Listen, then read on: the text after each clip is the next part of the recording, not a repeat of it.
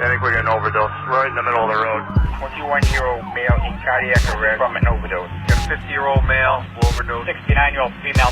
The spread of heroin across America has surged in recent years. It is a crisis which has engulfed our whole culture and is present in comfortable suburbs like ours. Addicted to heroin. This crisis is taking lives. We need to do something. We have a problem in our country. Shattering communities all across the country. And it will not just go away. More Americans are addicted to heroin and die from it than ever before. When am I gonna get some more? To feel better, but I'm never feeling better. I'm tired of this. Well, this cure for drug addiction is different from any other that I know of, in that you can take people off heroin, meth, and whatever drug it is you're treating without replacing it with any other drug at all, which is unique. N.E.T was developed by Dr. Patterson back in the early 1970s in Hong Kong. She discovered that a small amount of stimulation to the head could change your brain's chemistry, and it could cause people who had been addicted for their lives on opium to stop craving opium and then to successfully remain abstinent from opium.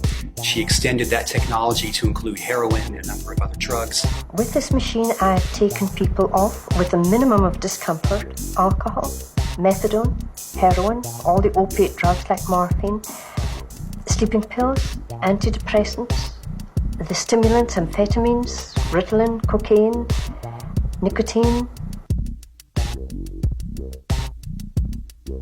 It's worked every time. That without other drugs, which is the big problem in America and in this country, without drugs at all, we could prevent withdrawals and get them off the drug of addiction. It's not a magic box. It's something that's complex that we spent 30 years making simple technologically. N.E.T can take anybody off any drug of addiction in 4 to 10 days. That is unequivocal. Guaranteed. Eric Clapton was one of the early patients who was part of the association. Pete Townsend was involved in this. I think there's no doubt about it, the machine has proved itself.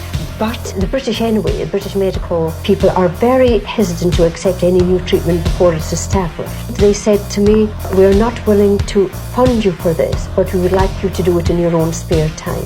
In other words, they want to know the results, but they're not prepared to.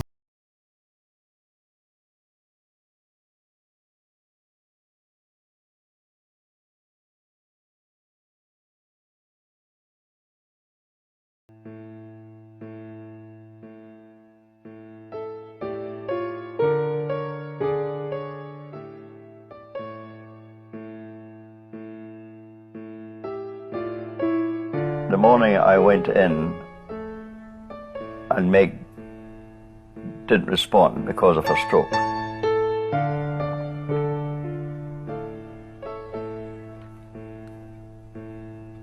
That seemed to be a termination of everything. She could remember that she was a surgeon, but couldn't believe that she had been working with drug addicts.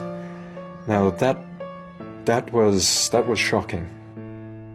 Mum had this astonishing vision, not for just the treatment, but for where it could go, and she had the scientific chutzpah to follow it through. With regards to N.E.T, I think when Mum had her stroke, her first stroke, that was the end. The hardest for me was when she died.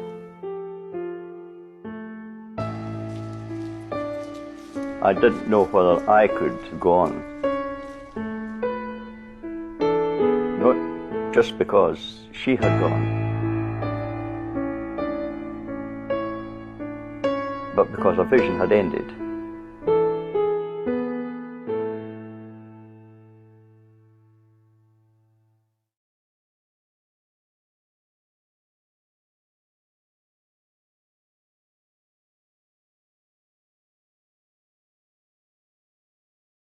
Drug companies deal in drugs.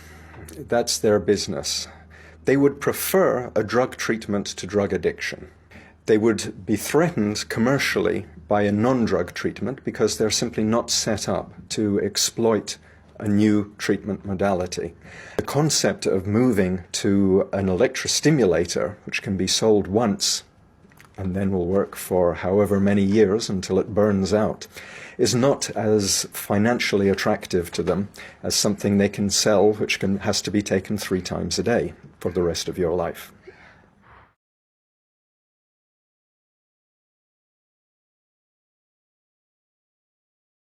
Has it all been worth it? Oh, it has to be. Why? You just ask any of the patients who have their lives. I mean, how many people does it take to have life given back to them for it to be worth it? Right? How many lives do you need to touch? You ask the one person and they'll tell you, I'm enough.